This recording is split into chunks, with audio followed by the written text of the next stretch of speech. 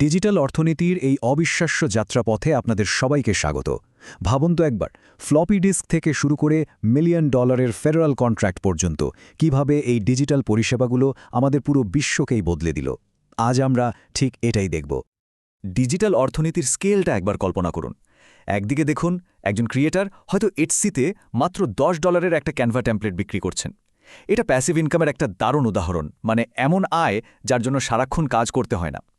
আবার অন্যদিকে একটা ফেডারেল সংস্থা $4.5 মিলিয়ন খরচ করে বিশাল এক ডিজিটাল পরিষেবা কিনছে। ব্যবধানটা অবিশ্বাস্য, তাই না? তো প্রশ্ন হলো, আমরা এই পর্যন্ত আসলাম কিভাবে? চলুন এর গভীরে যাওয়া যাক। বিশেষজ্ঞরা এই পুরো জার্নিটাকে সহজভাবে বোঝার জন্য 3টা ধাপে ভাগ করেছেন। প্রথমটা হলো ডিজিটাল ট্রায়াল বা পরীক্ষামূলক পর্যায়, যেটা চলেছিল 1995 থেকে 2007 সাল পর্যন্ত। এরপর এলো ডিজিটাল কনভার্জেন্স বা সবকিছু এক হয়ে যাওয়ার যুগ, 2008 থেকে 2016 সাল পর্যন্ত। আর সবশেষে 2017 থেকে আজ পর্যন্ত আমরা আছি ডিজিটাল ট্রান্সফরমেশনের যুগে। এই ফ্রেমওয়ার্কটাই আমাদের আজকের আলোচনার পথ দেখাবে। আচ্ছা, তাহলে প্রথম পর্যায়টা দিয়ে শুরু করা যাক, ডিজিটাল ট্রায়াল। এই সময়টাকে বলা যায় একটা ভিত্তি তৈরির যুগ। মানে তখন আমরা পুরনো জিনিসগুলোকে নতুন ডিজিটাল উপায়ে করতে শিখছিলাম। অ্যানালগ যা কিছু ছিল সেগুলোকে ডিজিটাল বিটস আর বাইটসে রূপান্তর করা হচ্ছিল। দেখুন, এই প্রথম ধাপের মূল লক্ষ্য কিন্তু নতুন কিছু তৈরি করা ছিল না, বরং আমাদের চারপাশে যে জিনিস বা পরিষেবাগুলো আগে থেকেই ছিল সেগুলোর উপরেই নতুন ডিজিটাল প্রযুক্তি ব্যবহার করা হচ্ছিল। সহজ কথায়, ভৌত জিনিসগুলোকে ডিজিটাল সিগন্যালে বদলে ফেলা। এই প্রসেসটাকেই আমরা বলি ডিজিটাইজেশন। এর কিছু খুব সহজ উদাহরণ দিই, যেমন ধরুন ক্যাসেটের বদলে সিডিতে গান শোনা, VHSR এর ডিজিটাল ভিডিও দেখা, ব্যাংকের লাইনে না দাঁড়িয়ে এটিএম থেকে টাকা ট্রান্সফার করা, কিংবা ফোনে অটোমেটেড সিস্টেম ব্যবহার করে হোম ব্যাংকিং করা। এই ছোট ছোট উদ্ভাবনগুলোই আসলে আমাদের ফিজিক্যাল জগৎ থেকে ডিজিটাল জগতে নিয়ে যাওয়ার প্রথম ধাপ ছিল। বেশ, চলুন এবার পরের ধাপে যাই, ডিজিটাল কনভার্জেন্স। এই সময়ই কিন্তু ইন্টারনেট এসে সবকিছু একদম বদলে দেয়। বিভিন্ন প্রযুক্তিকে এক সুতোয় বেঁধে ফেলে, যা আগে কেউ কল্পনাও করতে পারেনি। আর এভাবেই সম্পূর্ণ নতুন সম্ভাবনার দরজা খুলে গিয়েছিল। এই যুগটাকে আমরা একটা ডিজিটাল টাউন স্কোয়ার বলতে পারি। ইন্টারনেট আর স্মার্টফোন দুনিয়াজোড়া মানুষকে একে অপরের সাথে জুড়ে দিল। আর এর ফলেই তৈরি হলো ডিজিটাল স্কিল আর সার্ভিসের জন্য একটা গ্লোবাল মার্কেটপ্লেস। এখান থেকে জন্ম নিল একদম নতুন নতুন সব বিজনেস মডেল। আর ঠিক এই সময়ে কিন্তু আমরা আপওয়ার্ক, ফাইবার আর freelancer.com-এর মতো প্ল্যাটফর্মগুলোর উত্থান দেখতে পাই। Web development, graphic design, digital marketing বা কন্টেন্ট রাইটিংয়ে দক্ষ ফ্রিল্যান্সাররা তখন থেকেই বিশ্বজুড়ে ক্লায়েন্টদের কাছে তাদের সার্ভিস পৌঁছে দেওয়ার সুযোগ পেল। এবার যে তথ্যটা দেখছেন সেটা কিন্তু বেশ অবাক করার মতো। একটা রিপোর্ট বলছে সারা বিশ্বের মোট ফ্রিল্যান্সারের 14%ই বাংলাদেশে। ভাবা যায়, শুধু এই একটা তথ্যই আমাদের চোখে আঙুল দিয়ে দেখিয়ে দেয় যে এই ডিজিটাল কনভার্জেন্সের প্রভাব কতটা গ্লোবাল আর সুদূর প্রসারী ছিল। তো এবার আমরা চলে এসেছি একেবারে বর্তমান যুগে, ডিজিটাল ট্রান্সফরমেশন। এই পর্যায়ে ডিজিটাল আর কোনো বাড়তি ফিচার নয়, বরং এটাই এখন যে কোনো নতুন বিজনেস মডেলের মূল ভিত্তি। একদম একজন সাধারণ ক্রিয়েটর থেকে শুরু করে সরকারের সর্বোচ্চ স্তর পর্যন্ত সবাই এখন এই ডিজিটাল কোরের ওপর দাঁড়িয়ে আছে।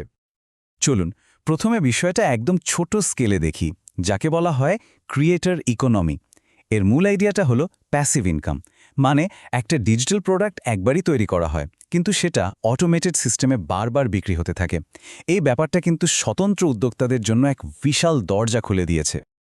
যদি এর কিছু আধুনিক উদাহরণ দিই, তাহলে বলতে হয় সোশ্যাল মিডিয়ার জন্য ক্যানভা টেমপ্লেট, বা ক্লাসরুম সাজানোর জন্য প্রিন্ট করার মতো ডিজাইন, কিংবা কোনো একটা নির্দিষ্ট সমস্যার সমাধানের জন্য ছোট অনলাইন কোর্স, অথবা ধরুন এআই দিয়ে তৈরি করা ডিজিটাল ওয়াল আর্ট। এগুলো দেখলেই বোঝা যায় আজকের ডিজিটাল প্রোডাক্টের বাজার কতটা অ্যাডভান্সড আর সবার হাতের নাগালে। এই বিষয়ে কেট হেইসের একটা কথা আমার খুব ভালো লাগে।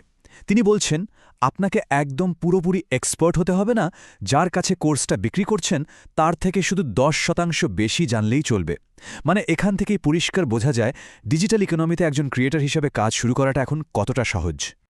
একদিকে যখন একক ক্রিয়েটররা ডিজিটাল দুনিয়ায় এভাবে বিপ্লব আনছে, তখন অন্যদিকে সরকারগুলোও কিন্তু পিছিয়ে নেই, যদিও তাদের কাজের ধরন আর স্কেল দুটোই সম্পূর্ণ আলাদা।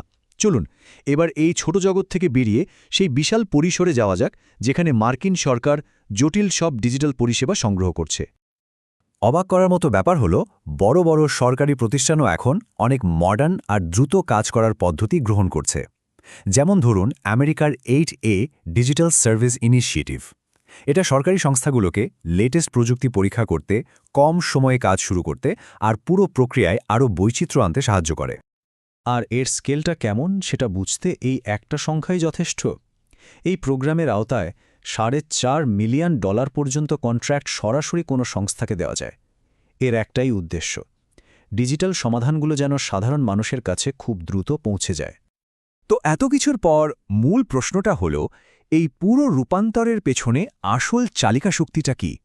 কোন জিনিসগুলো একটা সাধারণ ডিজিটাল ফাইল থেকে শুরু করে একটা জটিল সরকারি সিস্টেম পর্যন্ত এই পুরো যাত্রাকে সম্ভব করেছে? যে কোনো ইন্ডাস্ট্রিতে ডিজিটাল পরিবর্তনের গতিটা আসলে 3টে জিনিসের ওপর নির্ভর করে। প্রথমত, মূল পরিষেবা, মানে কাজটা কি হচ্ছে, যেমন পেমেন্ট বা গান শোনানো। দ্বিতীয়ত, সেই কাজটা করার জন্য মূল প্রযুক্তি কোনটা, যেমন MP3 বা ভিডিও স্ট্রিমিং। আর সবশেষে আইনি ব্যবস্থা, যেমন কপিরাইট আইন বা ফিনান্সিয়াল আইন, যা এই নতুন উদ্ভাবনকে হয় সাহায্য করে, না হয় বাধা দেয়। এই পুরো বিশ্লেষণ শেষে একটা দারুণ প্রশ্ন মাথায় আসে, ক্রিয়েটর, কর্পোরেশন নাকি কন্ট্রাক্টর? এই ডিজিটাল ভবিষ্যতে এদের মধ্যে আসল পার্থক্যটা কোথায় থাকবে? এই নতুন ট্রেন্ডগুলো এদের মধ্যকার সীমানাকে এতটাই ঝাপসা করে দিচ্ছে যে আমাদের হয়তো ভবিষ্যতের কাজের ধরন নিয়ে নতুন করে ভাবতেই হবে। কে জানে, হয়তো অদূর ভবিষ্যতে একজন সফল ডিজিটাল ক্রিয়েটর আর একটা ছোট কর্পোরেশনের মধ্যে কোনো পার্থক্যই থাকবে না। ব্যাপারটা ইন্টারেস্টিং, তাই না?